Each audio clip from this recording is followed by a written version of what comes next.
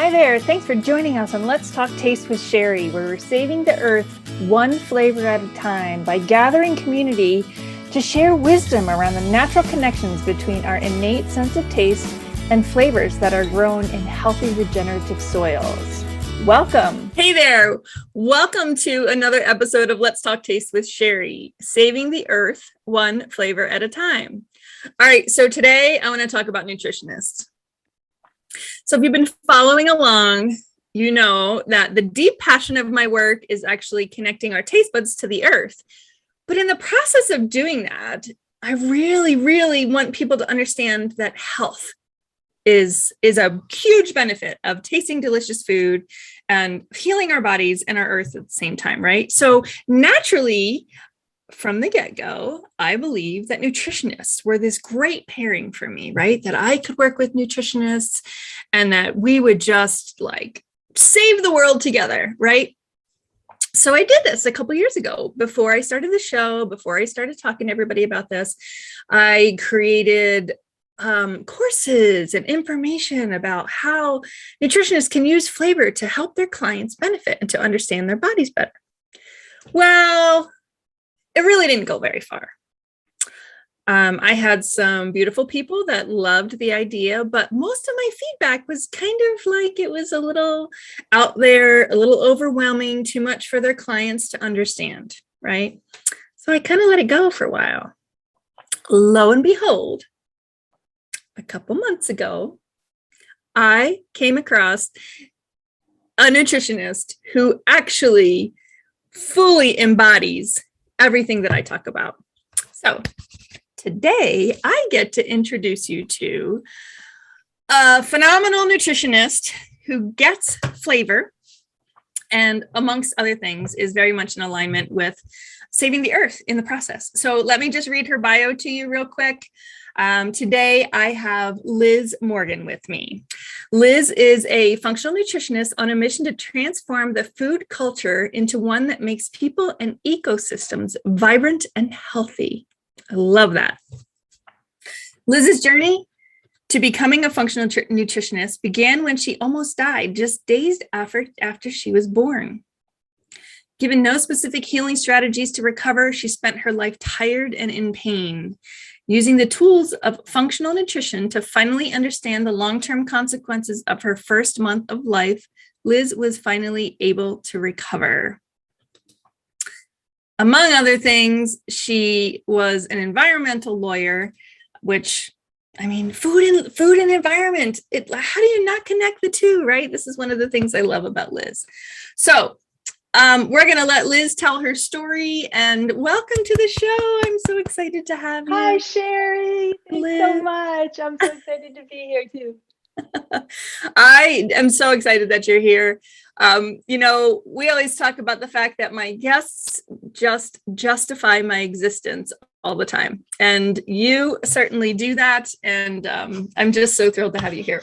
So tell me, I want to hear a little bit about your story and your background, because I didn't know these things about you. We've chatted a couple times, and until I read your bio, I had no idea that you were an environmental lawyer and that you had such a tragic start to your life. Wow. Well, not tragic, because here you are.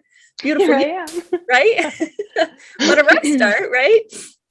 It was a rough start for me and my parents. Right? I was born and I caught some really serious infections in the hospital, a staph infection and an E. coli infection.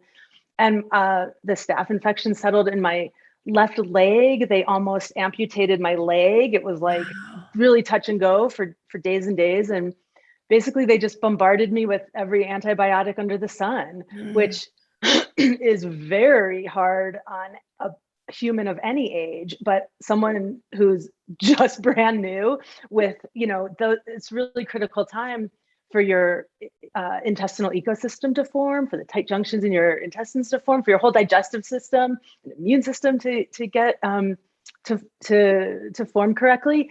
And so that just was obliterated. And as a kid, I would go to the doctor and I would say, I think I'm more tired than the other kids. And of course, no one took it seriously because I wasn't like obviously really sick. Right.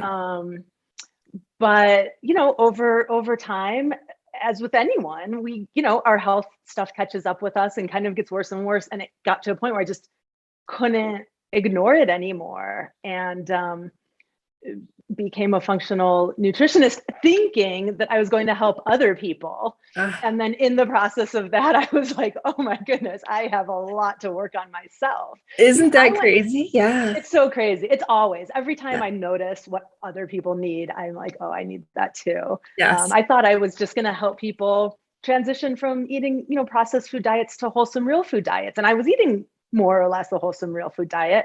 And so I thought that was the best you could do. But it's not, because when we have these sort of long-term spirals of health problems, we usually, we often have to take more extraordinary measures to overcome them and then kind of get back to just a wholesome real diet. So I'm curious, what age were you when you decided to dive into functional medicine and as a result ended up healing yourself? I was 40. Okay. I was 40. It was like my midlife crisis. Like, what am I doing in this world? Like, what, I love that. I mean, here's to I call it the midlife awakening, just so you know. Yeah, thank you. I love that. That's so, I love that. Yeah. Wow. So I love that. And, we have somewhat similar stories in that, not that I started off as such a tragic way as you did, but, I think what people sometimes miss out on in the world, and maybe you and I see things the same way, is that there's a lot of stories out there of people who don't feel well and they're asking their doctors for help and they're not getting effective answers, right? And I'm guessing that this is probably a lot of what your clients are experiencing as well. And it is my story. It is, a classic example of the doctors don't have all the answers.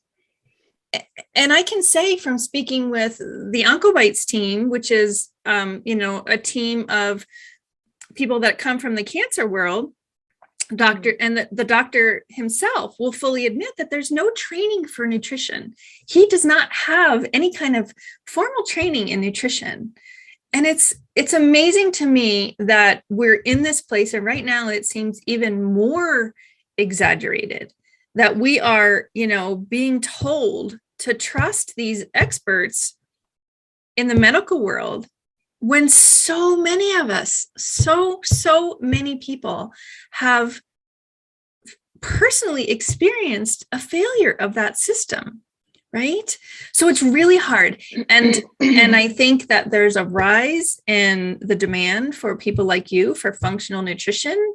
I know that, during pandemic, I order herbs, right? Like I had a spice business and I was ordering herbs and spices all the time. And as soon as pandemic hit, the availability of natural medicine and healing medicine was what dropped. Like you couldn't get anything because everyone was seeking other answers, right?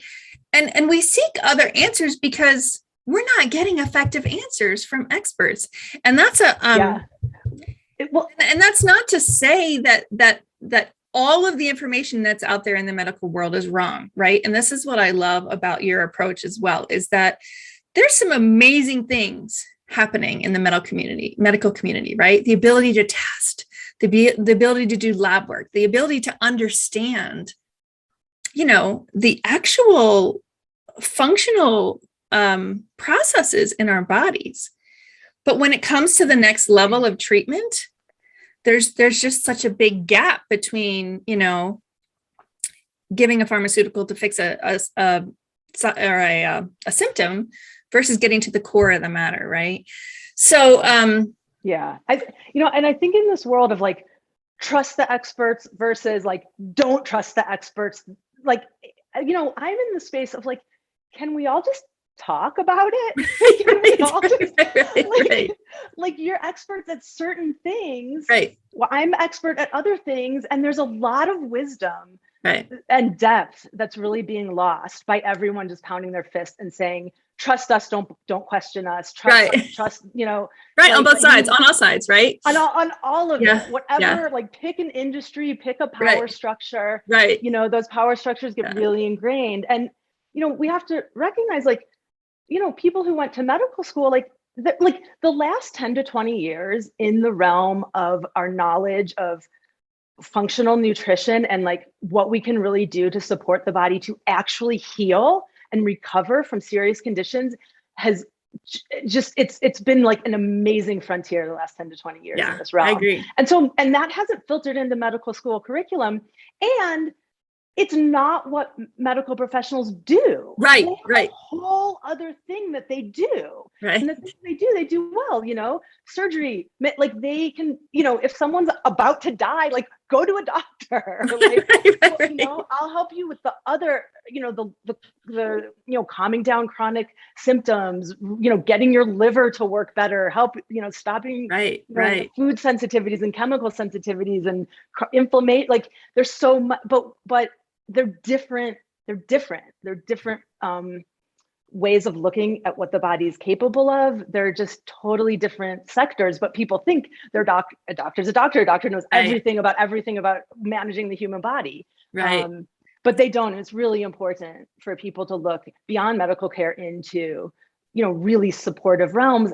And it's hard out there because there's a lot of conflicting information and advice and mythology and so what I try to cut through that all that frenzy and help people really see what is going on in their body, and then as I help them recover, they see it in their lab tests and they feel it in their body. And so it's like we can cut through all of that craziness and just be like, this is what's happening in you. Right. And it's interesting because, the theme of food as medicine, that term has been around for so long. Right. Yeah. And what's interesting about it is that, like, I wholeheartedly believe that there is relevance to that term. Right. But there's also a lot of room for misinterpretation because people can take that to mean, oh, I have this, I have this, I don't know, broken arm and I'm going to, eat an orange. Like that's really extreme, but you know what I'm saying? Like they have this really, really harsh condition that they need to go to a doctor for, and they think that medicine can fix it. Right. So you have to really look at that phrase in a really powerful and introspective way so that you're going deeper than just the flat, like the words as, taking them for word. And the other thing that has happened over time is that what we're calling food is not the same food, and food can be poison, right? Yeah. But what I really kind of go back to is that if we can go back to nature, and this is where, you and I really connect from the environmental standpoint too, right? Is that the wisdom of nature is something that humans don't have. I don't even think we're close to understanding the wisdom of nature, right? And what happens to food, what we've done to food to make it not so healthy, what we've done to food to actually cause it to be poisonous, right? So when we look at the term food as medicine, there's a lot of complexity to it. So I'm curious how do you address that with your clients when they come to you for support from the food side? Like how do you address that with them? Oh man. Yeah. I'm so with you on just the inherent built-in wisdom of nature and our connection to it. And this earth is so hospitable, and it gives us everything we need to thrive and be healthy, on every level. And we just try to control it and change it and not honor it. And so we take food, like beautiful food, and we just blasphemize it. Right. Like even if we're talking about, people think they're doing a good job eating, trying to eat vegetables, but they're choking them down because their vegetables are actually grown, if they're not organic or grown in some kind of regenerative food system way, they're grown in soil that's really depleted. And so the nutrients from the soil, healthy, thriving, alive ecosystem soil, gives your food all the nutrients it needs. And all the nutrients it's supposed to have. It gives them the nutrients and the, come on, Liz, you can flavor. Do it. Yes. And the flavor. And then, so if it's not organic, it's not only not nourishing. So it's not going to taste good. It's covered in pesticides and herbicides and fungicides and has been probably harvested too early. Again, lowering the flavor profile and maybe there's like wax covering your apple or your cucumber. So like I used to always like peel, you have to like peel off the skin of the cucumber because you don't want to eat the wax and the pesticides. Which is where all the nutrients are. Exactly. That's where like the little bit of bitter is. That's where like some of the medicine is. Right. So so people are like choking down these veggies that aren't real veggies. Like I have a client who, she was like 17 at the time, and her family wasn't really into organic produce, and I had her come to my house and I gave her like a little taste test. I had all these different veggies from the farmer's market, and there was this big, beautiful, just like gorgeous, luscious spinach. And she, like, just watching this young woman like eat this piece of real spinach for the first time, it just blew her mind. She's like, this is spinach? This is what spinach is supposed to be?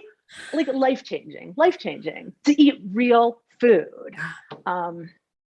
Tragically, this is the story, right? And this is another reason why the term food is medicine isn't believable to people.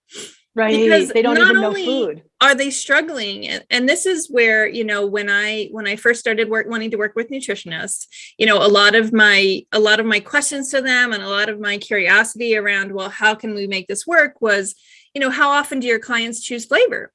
And the answer to that is doesn't have to be a client. This is humanity. We choose flavor, right? We're just now choosing flavor that's manufactured because there's no longer flavor that appeals to us in the way the food is grown and raised, right? So the story you just told is not only inspiring, but also sad because the availability of nutrient-dense, flavorful food is really, really low, right? We think we have this abundance of beautiful produce and vegetables and food, and we do. Like, we have an abundance of food, in the civilized and, especially suburban areas. I mean, for God's sakes, I live in Highlands Ranch where there's freaking 5 grocery stores within 5 miles. That's almost embarrassing. Right? That we have so much of an abundance when others have nothing. But the sad truth is that kids don't know, right? Like, I used to watch Jamie Oliver's show, and he would talk about, he would show these kids like chicken nuggets. Have you ever watched Jamie Oliver's show? I can't remember what it was called. Oh, I love him, but it's been like he did this whole thing where he took like all these bones and like scraps of chicken, and he put it into he basically showed kids how chicken nuggets were made, right? Oh God, and grotesque. It didn't matter to them. Chicken nugget, right? Right. But this was like, it was just a bunch of garbage, but the kids were like, all they saw was the end result, and they were like, oh yeah, I like chicken nuggets, and they ate it without even like processing the fact of all this junk that went into it, right?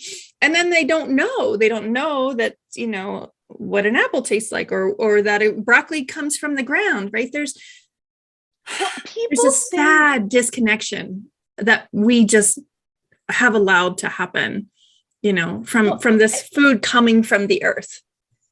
That's why, like, I love your perspective on flavor, because I agree. Like, we have to get people to realize that being healthy, eating real food is really delicious and really decadent. And people think, I don't want to bother being healthy because I'm just going to be eating grass, basically. Like, nothing's going to taste good. It's going to be so boring. And that's just not true. We just, like, real food is the best. Yeah. This is the best. It's better than all of these just, technological attempts to create food out of chemicals. Right. It just will. How often do you have to have that conversation with your clients that eating healthy should be delicious? Oh, always, every single one. I mean, I have a lot of clients who come to me like they're already eating a wholesome real food diet, and it's just still not working. Like, so I do have people who like already are there, but it's not working. So then they need specific strategies for healing. But I have a lot of clients too who think they're eating okay, but it's not. And so I always have to talk to you about decadence, not deprivation, and what I mean by that. Decadence, not deprivation. I love that. So give me an example of how that works that you've seen in your clients. Oh, well, so I had someone, people always come to me thinking I'm going to make them basically, go raw vegan, give up all their chocolate and coffee. And They come to you with this expectation of like, of drudgery, right? Like this is going to suck. I have to sacrifice my whole life. I can do it short term and then I can just get back to the way I was. Like there's all this diet mentality that I'm sure you have to face. Yeah. Yeah. What am I going to do when I go out to eat with my friends? So it's like, well, you can keep your coffee in the morning, but you're doing like super processed, like coffee through like a plastic pod or something. That's just pouring toxic chemicals in your body. Coffee is a beautiful, high antioxidant food. So let's just like upgrade the quality of your coffee. Same with like chocolate. You don't have to give up your chocolate unless you've got like some like food sensitivity, inflammatory reaction to it specifically or something. But let's just like stop doing the like child slave labor, artificial ingredient chocolate and like, let's do the real thing because it's so much more delicious. And then you're getting the benefits of the food, of the nutrients behind it also. And so then people are like, oh, I could live like this. Right. And it's like, once you start living like this, it's, one of the things I do is I tell people like, because it's so, when you do have to change your diet up, it can be really lonely, right? Like you eat all your meals alone. And like, I used to have so many food sensitivities. I was so restricted and chemical sensitivities. Like I really did just kind of eat every meal alone. And it's really depressing. And food is not meant to be a solo thing. Right. And so one of the things I help people do is I say like, have a dinner party, get some beautiful grass-fed beef from your local farm, where like the fat is orange from all the omega-3s, and get some like awesome local produce and, just do really good quality and then like brag about it at the dinner table. Like explain to people like why it's so delicious and why you feel so good about sharing it with them and why you're using this to heal your body. And then, then you're not only making it not so lonely for yourself, but you're changing the food culture in your community. Yeah. You're helping other people go, oh, well, I could do that. That's easy enough. I love that. And that's a huge part of my gosh, what I would love to have effective about what I talk about is what you just said, right? Like if you eat a piece of grass-fed beef that has that orange fat that you probably think is weird, right? Or that looks different, or maybe you have to chew it a little bit more. But if you really focus on the flavor of that, there's a huge difference, right? So it's not even just the food that we're growing as far as plants go. This is a life in food across the board conversation. And if we as consumers can use flavor, all we have to do is use flavor that comes from nature as our driving force to demand more flavor. We don't even have to understand that it comes with nutrients. I mean, that should be the impetus of where we see it and how we've healed ourselves.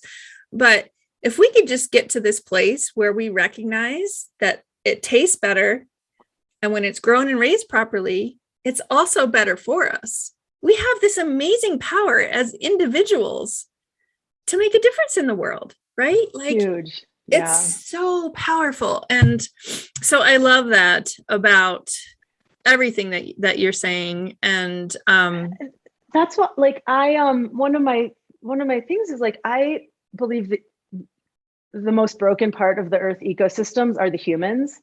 And we need to learn to heal ourselves in order to understand what the earth needs from us. We have to heal this relationship that we have with our food system and with the earth. It's so true. Yeah. And so, my angle, of course, which works out well for you and your clients, is that we have this connection of our taste buds, right? Like there is this built-in innate ability for us to not only be able to detect that nutrition, but to get pleasure out of it. Like this should be a really easy choice, right? Like this is not asking you to sacrifice. This is asking you to enjoy your life and want more. Right? And then like the next step is then your body is well nourished. So then you feel better. So then you get to actually enjoy your life even more. Yes. You're not like dragging yourself through your day or struggling through your day or like super anxious or however the symptoms come up for you. Yeah. It's like, it tastes better. It's really delicious. And you actually feel better. Like what? Right. And that's the key, right? Because we're so focused on taste as being just this hedonistic thing that just gets past our taste buds, and there's nothing more to it, right? It's just about pleasure or not pleasure, and that's the end of it. But no, it goes so far beyond that, because when you start expanding your palate, this is a little insight into TEDx, expand your palate, right? Embrace all the flavors, and then pay attention to how you feel, right? Like the whole food is medicine thing, there needs to be an aspect of tasting your medicine in that. There has to be an aspect of understanding that, hey, I have been eating more bitter and I didn't have to suffer through it because I combined it with other flavors to, kind of take away that the maybe offensiveness, especially if you're just starting to eat more bitters, right? Even adding a little bit of salt or a little bit of olive oil, which gives you some umami flavor, like adding other flavors. Both really nourishing. Yeah, right. So adding other flavors to counteract that like intensity of the bitterness, not only is giving you the like enjoyment out of the bitters, even coffee is a bitter. Like it is one of the most common bitter things that we consume on an everyday basis. And everybody knows what happens when you drink coffee in the morning. It helps to detoxify your body, right? It helps to eliminate waste. Like right. There's such a lesson in coffee alone in that, what these bitter flavors do for you. So tasting our medicine and not masking it, not masking what's happening in our food, because that's what's happening in the manufactured flavor world. All it is masking. It's masking whatever it is they're putting in there.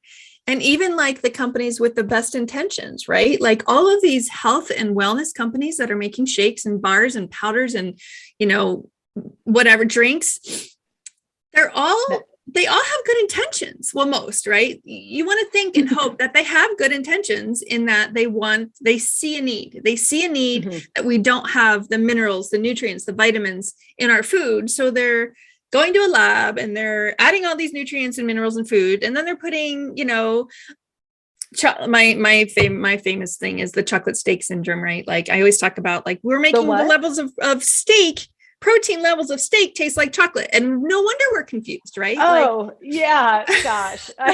Or caramel latte or whatever. Like, so I'm eating protein that should taste like umami, but it tastes like chocolate. So yeah, I'm going to just keep eating that. And it's like, I see why, but it's not logical. And our bodies have to be confused by this, right? Well, even like go to the grocery store and look at like ground turkey. If it's not like a really good quality one, it's got natural flavors in it.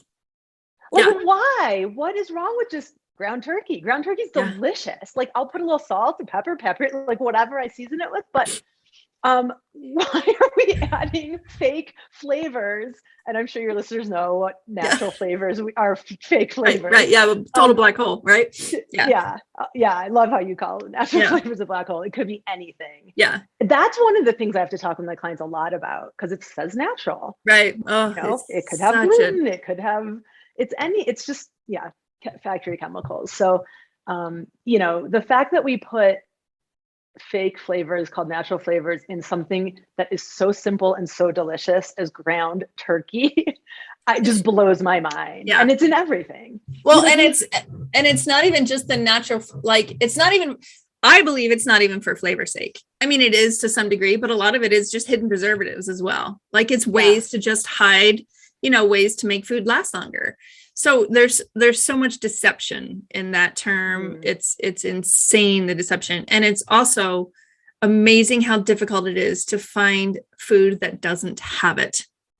Really, really hard to find that, right?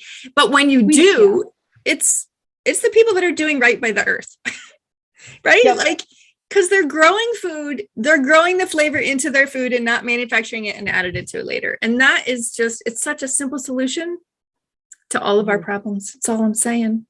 Eat real food. Well, even on the subject of flavor and like things I have to talk with people about is like water.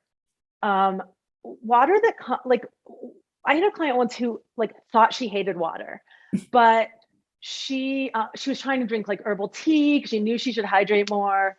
Herbal tea is kind of diuretic, so that's a whole other story. But we discovered that when she had an expense account, when she would travel for work, she would go buy like fancy bottled water, and she loved it.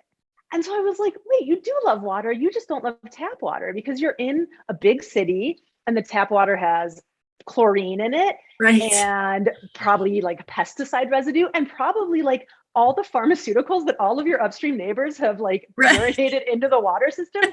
Water systems don't get rid of that stuff. Right. I used to be a water lawyer and like toured water treatment plants, and it's like 1800s technology still. Like we're getting rid of the like bacteria and E. coli and viruses, but we're not getting rid of all these other chemicals. And wow. like it's amazing. Our drinking water system's amazing, but it does have chlorine in it and a bunch of other chemicals. And so it's really helpful to get a good water filter at home, or even a cheap water filter, any kind of water filter, to at least get the chlorine out and some of the other stuff. And she did. And then she's like, oh my God, I love drinking water at home again. Like, or all of a sudden, like it's amazing. It's taste, right? It's taste. Yeah. It's taste. You can trust your own body once you learn what all of these things mean. Right. Well, Liz, this has been awesome. So I so love it. You and I could just talk probably for weeks on end about all of this. But I really, really appreciate so much about, how you work with your clients, your willingness to have them connect to their bodies, their taste buds, let that be a language for them, right? For them to understand. I mean, that story you just told about the water is probably a very common one, right? People don't even realize that offensive taste in water even is talking to us, right? It's telling you something about your body. So I so appreciate it. So let's wrap up with if you were to talk to your clients about how they could trust their taste buds in order to enjoy food more and get healthier, how would you do that? How would you word that? Ooh, well, so many people, we have such a weird like diet culture and food culture, and so many people just feel like they're in battle with their bodies. Their body is their enemy and they're constantly fighting it. I teach people how to become more wise and loving caretakers of their own body. I love that. Yeah. And that's once people hit on the right strategy to get that, to embody that, that's like one of the biggest epiphanies that I see my clients going through. They're friends with their body. It's not their enemy. And then they can, that's it. A wise and loving caretaker of your own body. That's what we're going for. A wise and loving caretaker of your own body. And how taste can really be a part of that, right? That it can really be. Yeah, it can really be. And it's also like learning what your cravings mean, because a lot of people when they're really dysfunctional, they're not digesting their food. Right. They're not eating a wholesome, balanced, deeply nourishing diet. They crave a lot of sugar and carbs. Yeah. And so, because that's like the body's quick energy. So your body's like, just give me something. I don't know what else to ask for. Right. But once people can learn that those sugar cravings actually might mean your body wants a better array of nourishment, some fiber, some veggies, some protein, some fat. If we can give you like real food first, a good balanced meal, then, and maybe like have a few grapes with your meal or something, but it's not just going for sugar. Once people realize those sugar cravings are actually asking for nourishment, that changes everything, right? And it's like, oh, then you're back in the mode of like, I can trust my cravings. I can trust my body. I know what it means. It doesn't just mean eat a bag of marshmallows. It means eat real food. I always say, and this is the perfect wrap up, because you just justified my existence in the whole idea of what I talk about with the apple, right? Because an apple is sweet, and it doesn't come packaged alone with sweet alone. It's not like you're eating an entire, bowl of apple flavored sugar. You're getting your antioxidants, right. You're getting your, ascorbic acid, you're getting your vitamins, so that craving for sweet, even if you're eating something sweet from nature, you're getting a complex array of flavor with it. So perfect. Boom. Yeah. Good job. Great Liz, talking with you, Sherry. This has been so great. I just so honor the work that you're doing, your story, your passion for the earth and alignment with food and the healing of humanity. There's nothing about you that I don't love. So, well, it's very mutual, Sherry. And like really every time I hear you talk, I think, okay, I totally get what Sherry's about. And then I hear you talk again. I hear you talk again. And I'm like, oh my God, she just took it so much deeper. Like you're just constantly thinking this stuff through. Thank you. Thank you. Appreciate it so much. I appreciate you right back. Thank you so much. Have a good one. Bye-bye. You too.